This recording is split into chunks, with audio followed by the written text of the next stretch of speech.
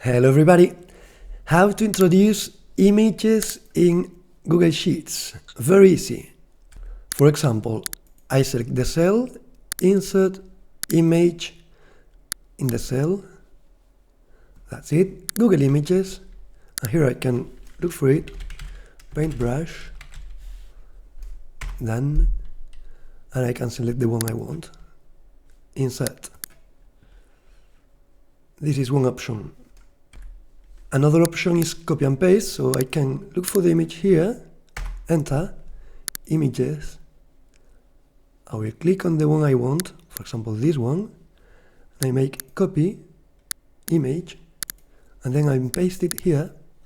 I'll paste it here, paste, ba-bang, but I have to click here and say put image in the selected cell. And it goes there. Adjust also the size, right?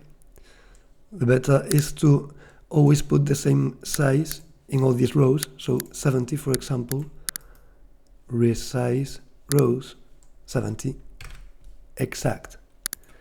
That's it.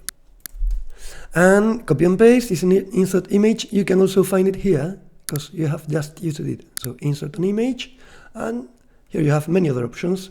Okay, see you next time.